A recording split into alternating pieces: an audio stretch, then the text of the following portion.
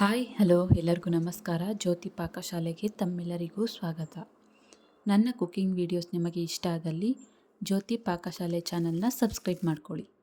ನಾನು ಈ ದಿನ ತುಂಬಾ ರುಚಿಕರವಾದಂತಹ ಒಣಕೊಬ್ಬರಿ ಸಾಂಬಾರು ಮಾಡುವ ವಿಧಾನ ತೋರಿಸ್ಕೊಡ್ತೇನೆ. ಮನೆಗೆ ತರಕಾರಿ ಏನೂ ಇಲ್ಲದೆ ಇದ್ದಾಗ, ಟೊಮೊಟೊ ರಸಂ ತಿಂದು ಬೇಜಾರಾದಾಗ ಈ ರೀತಿ ಒಣಕೊಬ್ಬರಿನ ಬಳಸಿ ಸಾಂಬಾರನ್ನ ಮಾಡ್ಕೊಳ್ಳಿ. ಅನ್ನಕ್ಕೆ ತುಂಬಾ ರುಚಿಕರವಾಗಿರುತ್ತೆ ಈ ಸಾಂಬಾರು ರೆಸಿಪಿ. ಬನ್ನಿ ಒಣಕೊಬ್ಬರಿ ಸಾಂಬಾರು ಮಾಡೋದು ಹೇಗೆ ಅಂತ ನೋಡೋಣ. ನಾನಿಲ್ಲಿ ಮೊದಲಿಗೆ ಗ್ಯಾಸ್ ಮೇಲೆ ಕಡಾಯಿನ ಇಕ್ಕಿ ಗ್ಯಾಸ್ ಹಚ್ಕೊಳ್ತೇನೆ. ಅದಕ್ಕೆ 1 ಟೇಬಲ್ ಸ್ಪೂನಷ್ಟು ಎಣ್ಣೆನ ಹಾಕ್ಕೊಳ್ತೇನೆ. ಇದಕ್ಕೆ 1 ಟೀ ಸ್ಪೂನಷ್ಟು ಜೀರಿಗೆ, ಹಾಗೆಯೇ 1 ಟೀ ಸ್ಪೂನಷ್ಟು ಕಾಳು ಮೆಣಸನ್ನ ಹಾಕ್ಕೊಳ್ತೇನೆ. ಎಣ್ಣೆಯಲ್ಲಿ ಇವೆರಡನ್ನು ಸ್ವಲ್ಪ ಫ್ರೈ ಮಾಡ್ಕೊಳ್ಳೋಣ.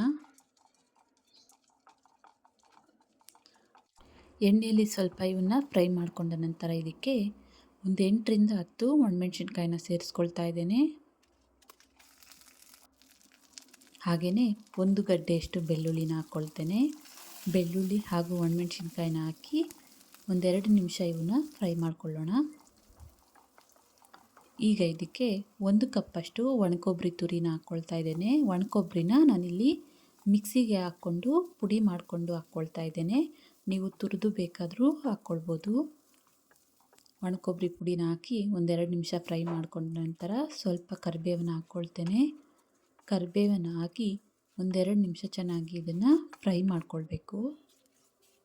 ನೋಡ್ಬೋದು ಒಣಕೊಬ್ಬರಿ ಎಲ್ಲ ಕಲರ್ ಚೇಂಜ್ ಆಗಿದೆ. ಇಷ್ಟು ಫ್ರೈ ಮಾಡಿಕೊಂಡ್ರೆ ಸಾಕು. ಗ್ಯಾಸ್ನ ಆಫ್ ಮಾಡ್ಕೊಳ್ತೇನೆ. ಇದನ್ನು ಸ್ವಲ್ಪ ತಣ್ಣಗಾಗಲು ಬಿಡೋಣ. ನಾವು ಫ್ರೈ ಮಾಡ್ಕೊಂಡಿರೋಂಥ ಒಣಕೊಬ್ಬರಿ ಮಿಶ್ರಣ ತಣ್ಣಗಾಗಿದೆ. ನಾನಿಲ್ಲಿ ಚಿಕ್ಕ ಮಿಕ್ಸಿ ಜಾರಿಗೆ ಇದನ್ನು ಹಾಕ್ಕೊಳ್ತೇನೆ. ಹಾಗೆಯೇ ಒಂದು 1/4 ಟೀ ಸ್ಪೂನಷ್ಟು ಅರಿಶಿನ, ಹಾಗೆಯೇ ಇದಕ್ಕೆ ಸ್ವಲ್ಪ ಹುಣಸೆಹಣ್ಣನ್ನು ಹಾಕ್ಕೊಳ್ತಾ ಇದ್ದೇನೆ. ನಿಮಗೆ ಹುಳಿಗೆ ನೋಡಿಕೊಂಡು ಹುಣಸೆಹಣ್ಣನ್ನು ಸೇರಿಸ್ಕೊಳ್ಬೋದು. ಸ್ವಲ್ಪ ಹುಣಸೆಹಣ್ಣನ್ನು ಹಾಕಿ ಸ್ವಲ್ಪ ನೀರನ್ನು ಹಾಕಿ ಇದನ್ನು ಆದಷ್ಟು ನುಣ್ಣಗೆ ರುಬ್ಕೊಳ್ಬೇಕು. ನೋಡ್ಬೋದು ಈ ರೀತಿ ನುಣ್ಣಗೆ ರುಬ್ಕೊಳ್ಬೇಕು ಇದನ್ನು. ಈಗ ಒಗ್ಗರಣೆಗೆ ಗ್ಯಾಸ್ ಮೇಲೆ ಪಾತ್ರೆನ ಇಕ್ಕಿ ಗ್ಯಾಸ್ ಹಚ್ಕೊಳ್ತೇನೆ. ಇದಕ್ಕೆ ಎಣ್ಣೆನ ಹಾಕ್ಕೊಳ್ತೇನೆ. ಎಣ್ಣೆ ಕಾದಿದೆ. ಸಾಸಿವೆನ ಹಾಕ್ಕೊಳ್ತೇನೆ. ಸಾಸಿವೆ ಸಿಡಿದ ನಂತರ ಬೆಳ್ಳುಳ್ಳಿನ ನಾನಿಲ್ಲಿ ಒಂದು 8 ಬೆಳ್ಳುಳ್ಳಿನ ಜಜ್ಜಿ ಹಾಕ್ಕೊಳ್ತಾ ಇದ್ದೇನೆ. ಹಾಗೆಯೇ ಒಂದೆರಡು ಒಣಮೆಣಸಿನ್ಕಾಯಿನ ಮುರಿದು ಹಾಕ್ಕೊಳ್ತೇನೆ. ಸ್ವಲ್ಪ ಕರಿಬೇವನ್ನ ಹಾಕಿ ಇದಕ್ಕೆ ಒಂದು ಚಿಟಿಕೆಯಷ್ಟು ಇಂಗು ಪುಡಿನ ಹಾಕ್ಕೊಳ್ತೇನೆ.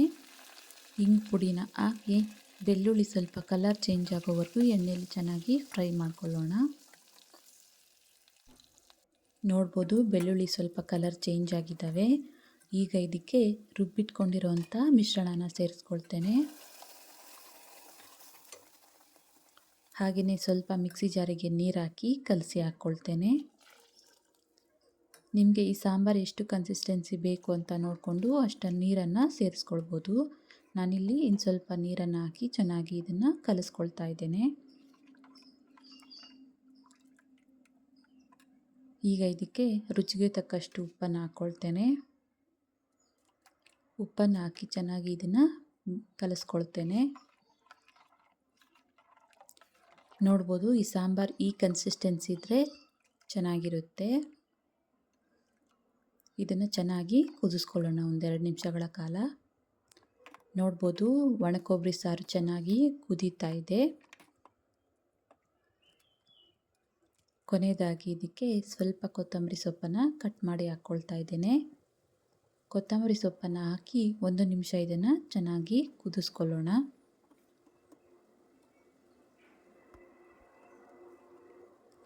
ನೋಡ್ಬೋದು ಒಣಕೊಬ್ಬರಿ ಸಾಂಬಾರು ರೆಡಿ ಆಯಿತು. ಗ್ಯಾಸ್ ಆಫ್ ಮಾಡ್ಕೊಳ್ತೇನೆ. ಇದನ್ನು ಬಟ್ಲಿಗೆ ಸರ್ವ್ ಮಾಡ್ತೇನೆ. ನೋಡಿದ್ರಲ್ಲ ಸಿಂಪಲ್ ಆದಂತಹ ಒಣಕೊಬ್ಬರಿ ಸಾರು ಮಾಡುವ ವಿಧಾನ. ಮನೆಗೆ ತರಕಾರಿ ಇಲ್ಲದೆ ಇದ್ದಾಗ ಒಣಕೊಬ್ಬರಿನ ಬಳಸ್ಕೊಂಡು ಈ ರೀತಿ ರುಚಿಕರವಾದಂತಹ ಒಣಕೊಬ್ಬರಿ ಸಾಂಬಾರು ಮಾಡಿಕೊಟ್ರಿ ಅಂದರೆ ಮನೆ ಮಂದಿ ಎಲ್ಲ ತುಂಬಾ ಇಷ್ಟಪಟ್ಟು ತಿಂತಾರೆ. ಈ ರೆಸಿಪಿ ನಿಮಗೆ ಇಷ್ಟ ಆಗಿದೆ ಅಂದ್ಕೊಳ್ತೇನೆ. ಇಷ್ಟ ಆದಲ್ಲಿ ಈ ವಿಡಿಯೋಗೊಂದು ಲೈಕ್ ಮಾಡಿ.